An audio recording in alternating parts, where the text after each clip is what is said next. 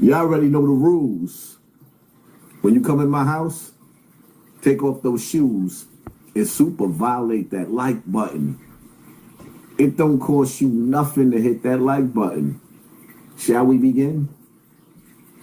Shall we begin?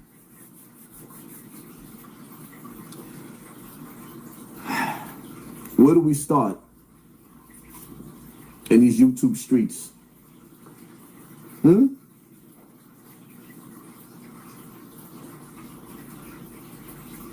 When you sit back and you analyze this topic, when it comes to Diddy, there's so many layers to it. See, the same things that make you laugh and make you cry. And there's a saying, I might crack a smile, but ain't a damn thing funny.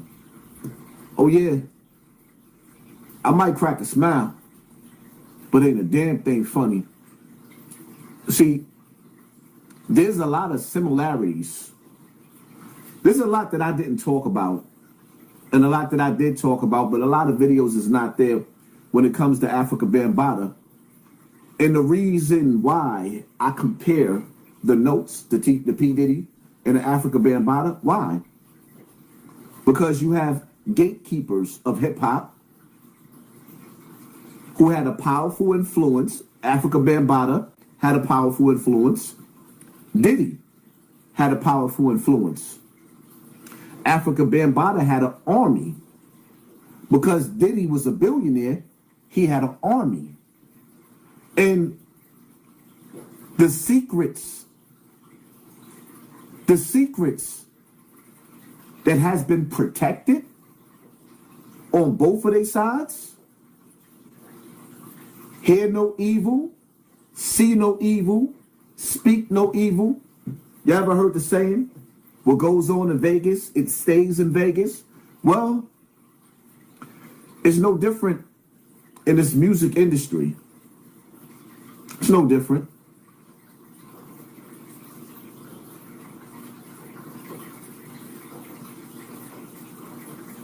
You know what's scary about Diddy? And before I start anything, for my own sake and my platform's sake, I have to say allegedly. And I'm going to use the word rumors. For Diddy, niggas like me that's been around for a long time, we know Diddy soft as a baby's ass. Because his money put niggas around him that gave him power, he elevated to be a gangster. He a gangster now. No ifs, ands, or buts about it. There's no turning back. But the rumors surrounding Diddy is scary. It's scary. Some of the things that Diddy has been accused of, plans that he put together, things that he orchestrated, rumors that he had something to do with Big, rumors that he had something to do with Pac, rumors that he had something to do with other people in Hollywood. There's even rumors that he played a part in Chris Lighty's death. I'm not saying this is true. I'm saying it's rumors. I'm also saying a lot of the times where there's smoke, there's fire. And anybody that's rocking with me, I need for y'all to share this live too, because on this live right here, my pre-recordeds is getting more numbers. They're not sending out the notifications on this live. So I'm gonna need y'all to share this live. Anybody that's rocking with me, y'all make sure y'all share this to your Facebook and share it to whatever platforms y'all gonna share it to, so we can send out our own notifications, because the game is rigged right now. And we know that it's supposed to be way more people in the building, but we ain't gonna complain. As long as we got each other tonight, we good.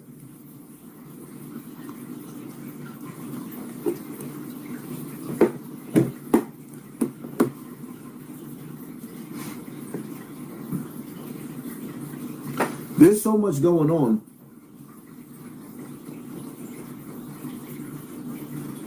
I don't even know where to start.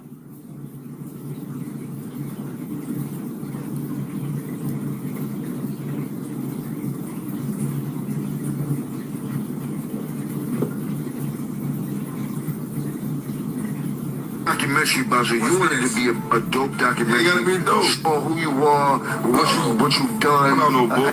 You've accomplished. Like, a documentary is a big thing. Like, you don't want nobody doing a documentary about some, like, trying to just make your whole character look weak. Like, that's petty behavior. I want to know the company that did it so we can talk. You know what I mean? Because if it's on me, I need. You know what I mean? I don't understand why that's like legal to do though. Documentary is more like a mockumentary. Shit like that. How can they call it a documentary? You call a documentary when it's not. Once you become, if you're a public figure, you're in the news, you can be Googled. So do you think that is wrong or not? I think it's wrong.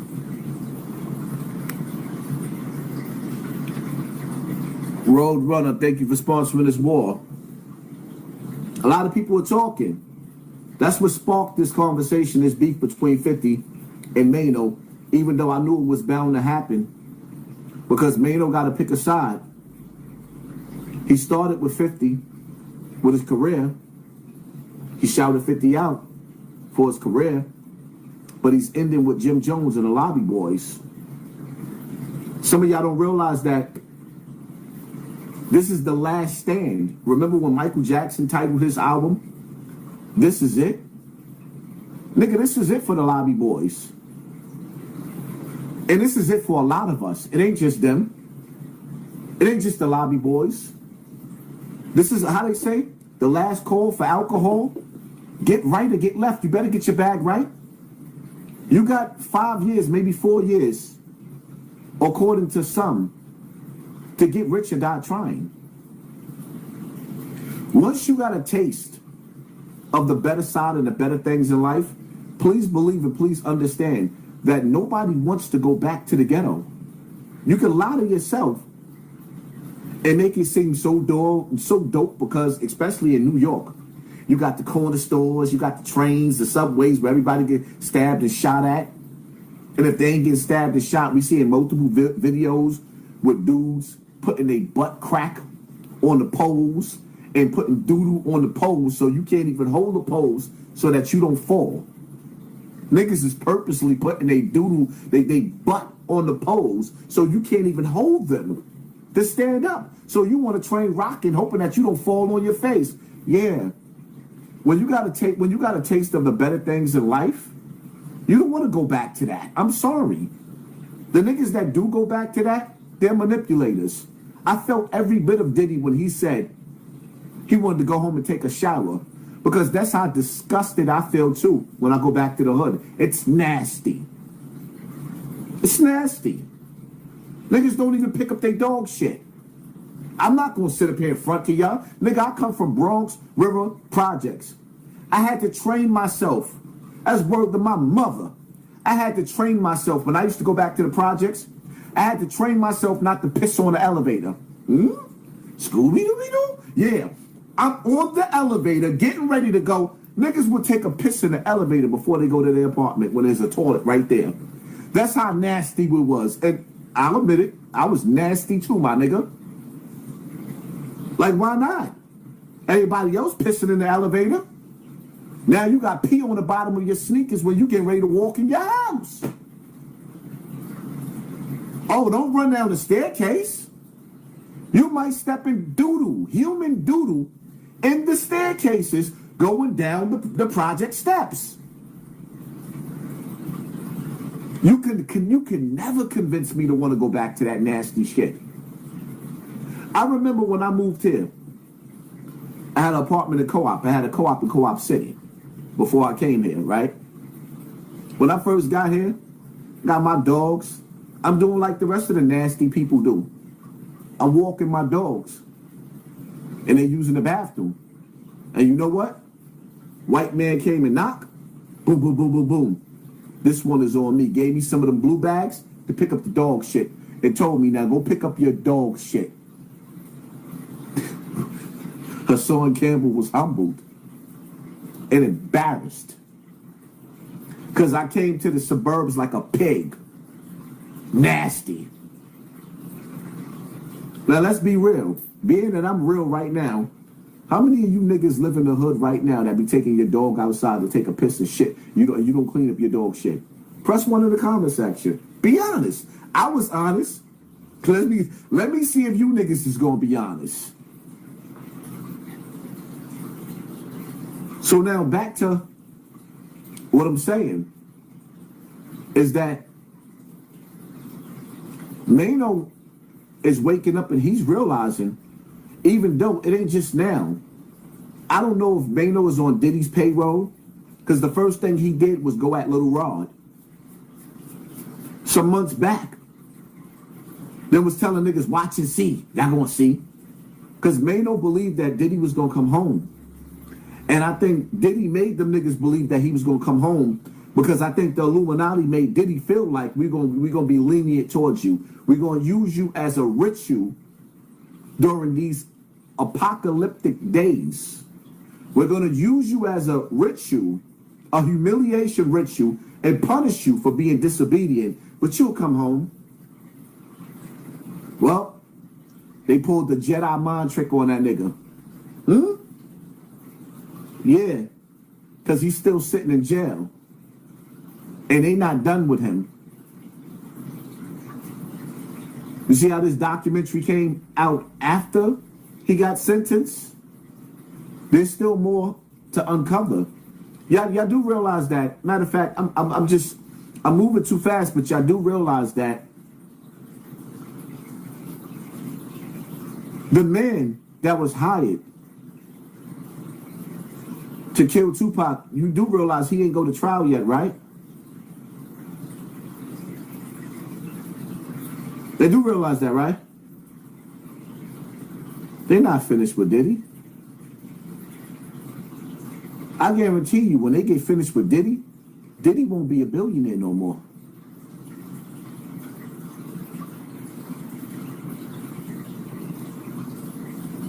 Is 50 a rat? Or is he fighting for something that we don't even have a clue of? Everybody got something to say. I saw the Diddy documentary. Here's what I'm going to say about the Diddy documentary. And I have no problem with black people holding black people accountable. I'm having a problem with black people needing to expose black people that in-depthly. Yeah. But you never expose white people who do things to black people.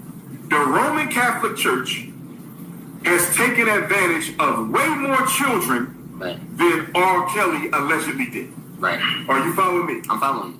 Jeffrey Epstein has taken advantage of way more women than Sean Combs allegedly did. But where is the documentary on Epstein by black people? Where is the documentary on the Roman Catholic Church excesses on black people? You see what I'm saying? So to me, the 50 Cent documentary, again, respect the 50, no issues there, it is an example of self-hatred disguised as community service. You see how that goes? It looks like community service. No, it's not. That's self-hate. Oh, hold up. Shout out to Tasha K. Hold up. See, I need for y'all to listen carefully, right? Because sometimes things sound like a nigga saying something intelligent until you challenge what he's saying. First and foremost, Epstein, we gonna play along with the government, right? We gonna play along with them. They not only did they lock him up, they locked him up, but they off that nigga too, right? We gonna play their game tonight. Not only did they lock him up, but they knocked the nigga off in the cell, right? It said he turned his own TV off, right? So why do we need to talk about a dead man? Huh? The Roman Catholic Church do not represent black people. So why do we give a damn about them? Huh?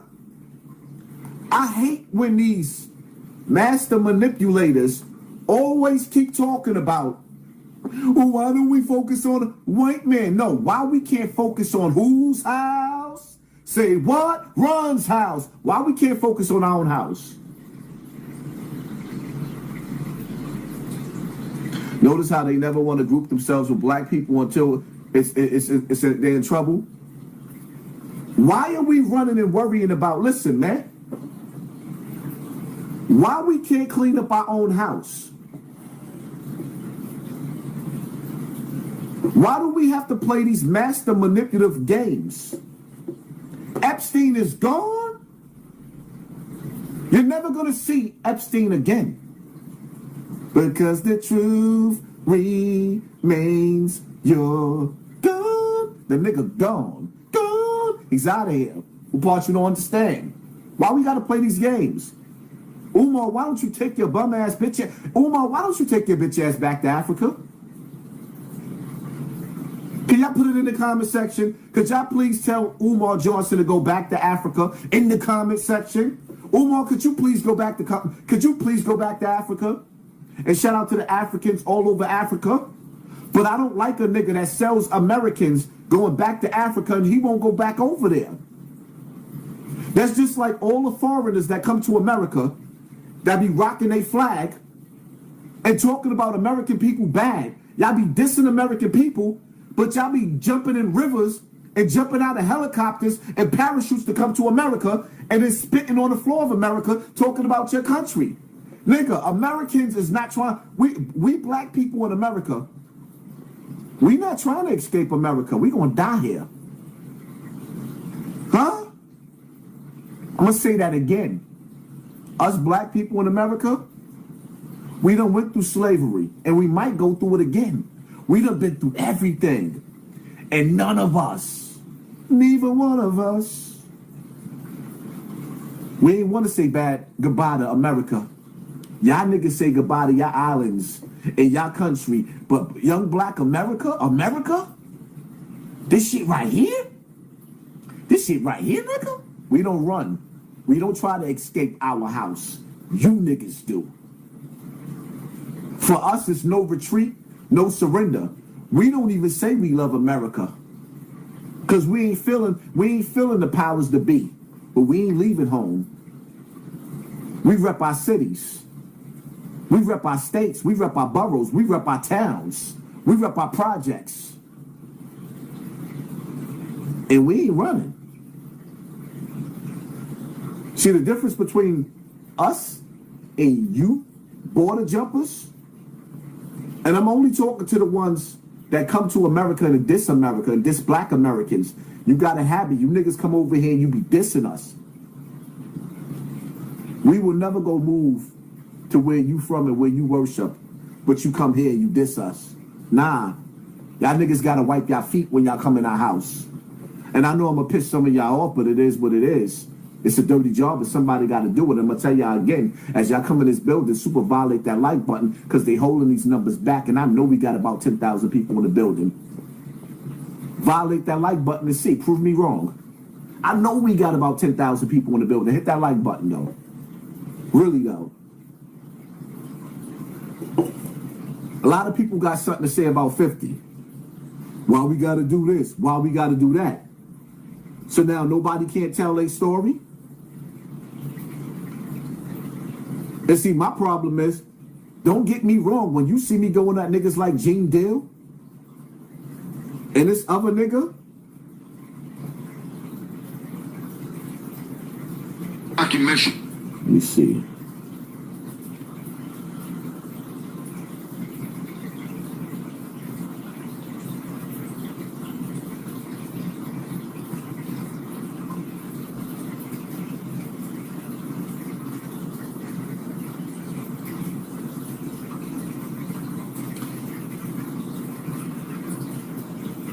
Give me a second, yo. I'm trying to find something. Where the hell is this video at?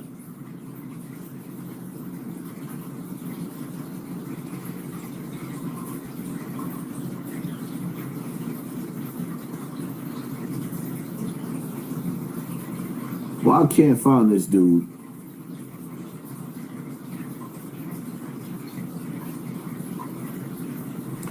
Okay. I'm gonna be real with you, man. Yo, if you know me, first of all, I ain't lived in New York City since 2005, my brother. I moved out of Esplanade Gardens, which to me is one of the best places to live if you're going to live in New York City. Second of all, I bought my own house in Jersey in 2005. Third of all, I bought my own house in Beaufort, Georgia in 2012. Secondly, I live in Atlanta and I live in South Carolina. So we ain't even got to get into that. We ain't got to get into the broke shit. We ain't got to get into none of that, brother. Because broke ain't got nothing to do with this. My guy, broke has nothing to do with this. And second of all, I don't even pay you no attention because you a joke to me, my man. You a joke to me. You a podcaster, man, like a real podcaster. Third of all, I can't take you serious, man. I'm old school. I can't take a nigga who been fucked serious. I can't take a nigga who suck another nigga's dick. I don't care what age he is. And that's why I don't get on here, because I don't want to disrespect you for the trauma that you've been through. But me, myself, I can't take you serious, my brother. I got a lot of cats who was locked up with you, man. My man Big Nick from Uptown was locked up with you. These are several dudes, man, who was locked up with you. Said you a good dude. But the people I fuck with was putting in work. Some of them still putting in work. You know what I'm saying? You don't know me, and I don't know you. But I'm known for putting in work. Whether young, whether old, that's just me. So I'm not going to answer you. I'm not going to get into a back and forth thing with you. Just know you don't know what you're talking about. Me and Puff had problems before he said no. But I'm not going to even discuss that with you. I'm just here to tell you, man, a nigga ain't broke. And nigga ain't really doing this for that, my nigga. Like, you don't know nothing that you talk about. You don't know half of what you're talking about. But I just can't answer you and go back and forth with you, man, because I can't go back and forth with a nigga who done been manhandled. I can't do it. I'm sorry to tell you that, man. This will be the only time you hear from me, no matter what you say, bro. Salute. The general, man.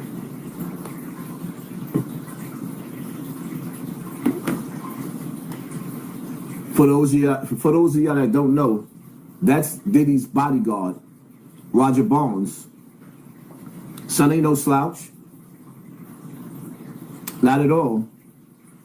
He not a sucker. That's why Diddy hired him. But I ain't a sucker neither. See, Roger, let me ask you a question. When Big Nick and the rest of them brothers that was in jail with me while I was turning up, did they skip over the fact that when you said you get busy, did they tell you that I didn't get busy? Because these internet people really don't know Poppy like that. But your niggas do, and you just vouch for that. What you thought, that you was the illest nigga? Nigga, let me ask you a question. If you were standing in front of me, and you saw me and I saw you,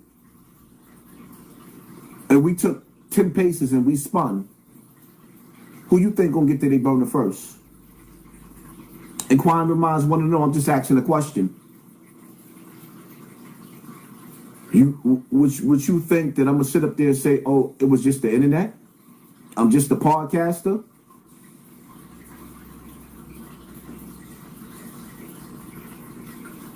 Now back to the topic at hand. You said you and Diddy, right? You had problems before he told you no. So you and Diddy, the diddler, had problems before he told you no. Obviously, on your behalf, you had the problem and Diddy didn't. Because if you and Diddy had problems, why would he tell you no? Why would you go to Diddy and ask him for money if you was living so good and you got houses all over the place? Why would you conjure up a story about your son being locked up in Africa and needed lawyer money and bail money if you had money and houses all over the place, huh? I'm just asking because the things that you're saying is not making any sense. And you and Diddy had problems before he told you no. Obviously, you was playing the art of war, and you was the master manipulator along with Diddy, because Diddy didn't know you had a problem. Because if Diddy knew that y'all had problems, he wouldn't even answer the phone to tell you no, you bitch ass nigga.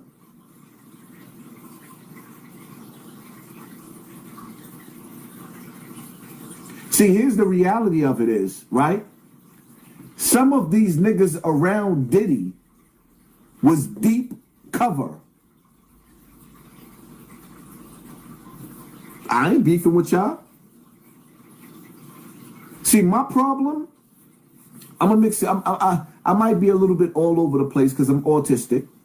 Yeah, Hassan Campbell's autistic. I might be all over the place, but I'm gonna paint a Picasso because I need for y'all to understand the picture that's being painted. Roger Barnes and Gene Dill. Y'all can worship Gene all y'all want to. That nigga reminds me of the people that protected Africa Bambaataa. I lived that situation, so I could see all the rat holes and trap holes all around Diddy. The ones who aided and abetted him while he did his dirtiest and dirtiest and dirtiest of work. And still holding secrets. And still holding secrets. Super violate that like button. They still holding secrets.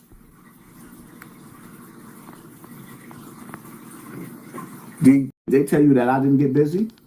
Because these internet people really don't know Poppy like that. But your niggas do, and you just vouch for that. What you thought that you was the illest nigga? Nigga, let me ask you a question. If you were standing in front of me, and you saw me and I saw you, and we took 10 paces and we spun, who you think gonna get to their burner first? Inquiring minds want to know. I'm just asking a question. Would you think that I'm gonna sit up there and say, oh, it was just the internet? I'm just a podcaster?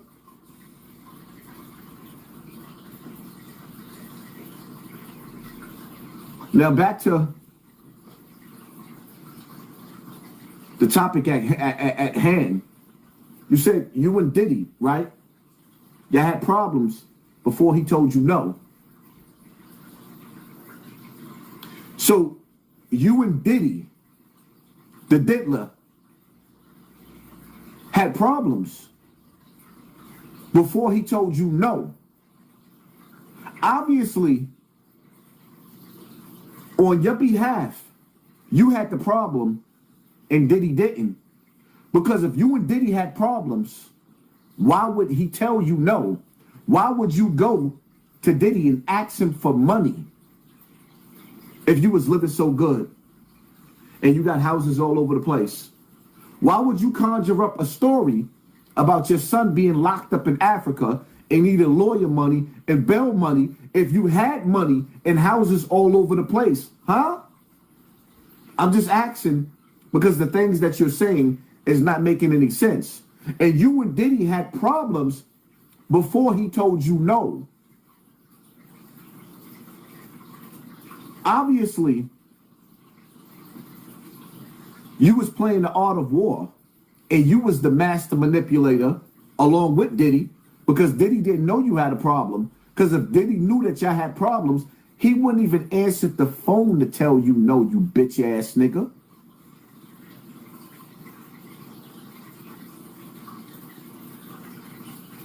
See, here's the reality of it is, right? Some of these niggas around Diddy was deep cover. I ain't beefing with y'all. See, my problem, I'm gonna mix it. I might be a little bit all over the place because I'm autistic. Yeah, Hassan Campbell's autistic. I might be all over the place, but I'm gonna paint a Picasso because I need for y'all to understand the picture that's being painted. Roger Barnes and Gene Dill. Y'all can worship Gene all y'all want to. That nigga reminds me of the people that protected Africa Bambaataa. I lived that situation, so I could see all the rat holes and trap holes all around Diddy. The ones who aided and abetted him while he did his dirtiest and dirtiest and dirtiest of work. And still holding secrets. And still holding secrets. Super violate that like button. They still holding secrets.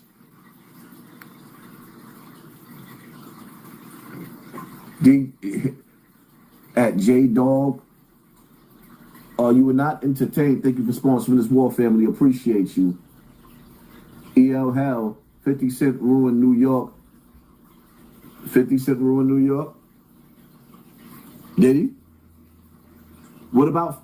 We ain't gonna even go into that.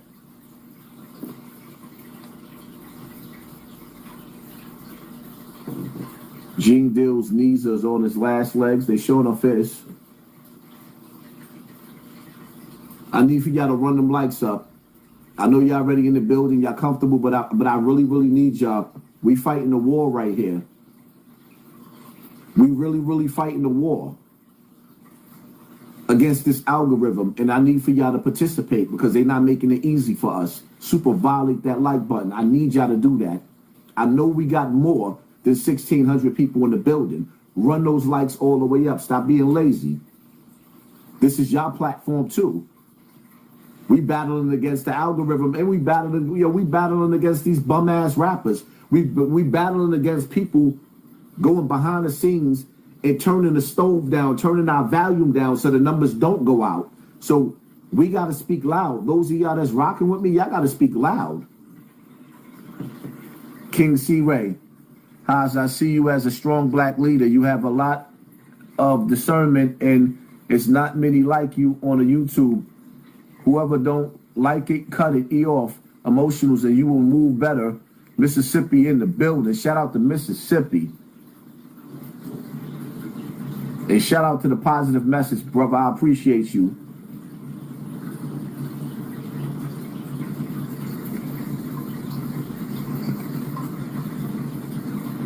They shouldn't have gave K-Flock 40 years. We're going to get into K-Flock in a minute, too, as well.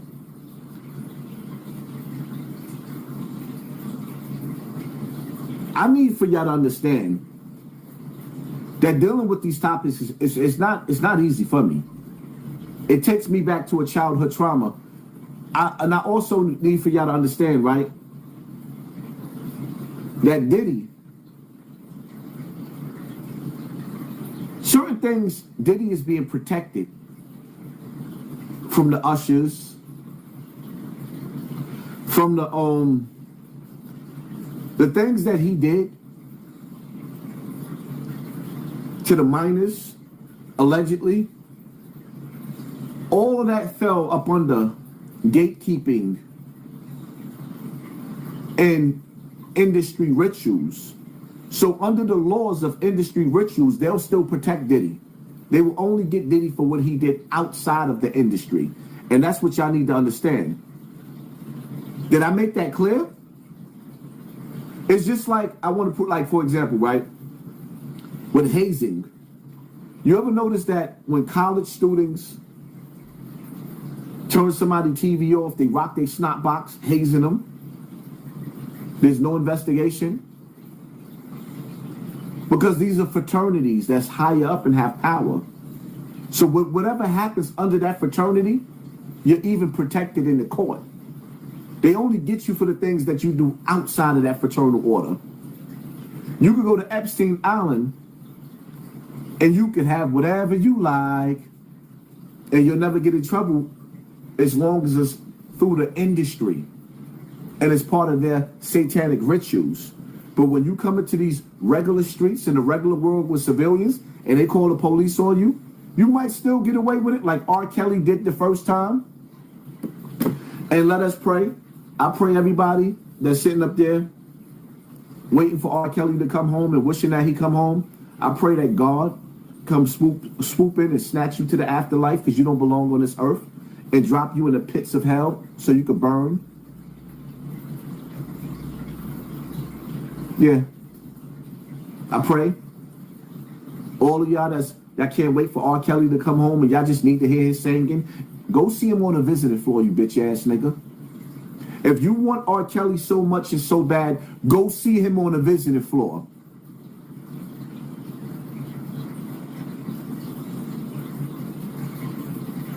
God put evil away, even if he used the devil to put him away. And y'all want to release these niggas back into society where you got mothers standing outside of R. Kelly's house saying they want to see their daughters.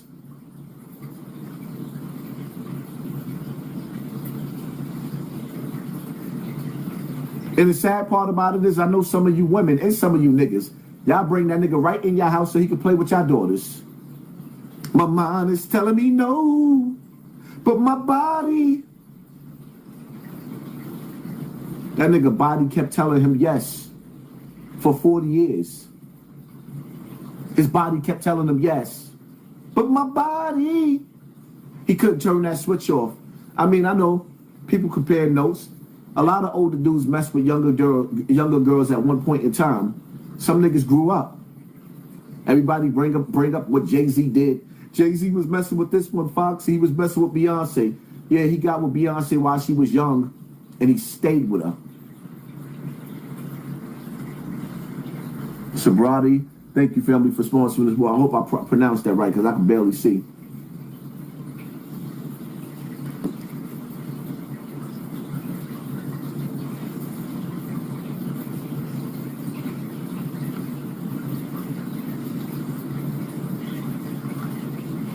This Diddy stuff with 50, it runs deep. It's all over the place, but it's deep. And listen, let me say this. I'm not saying everything that I'm playing is true.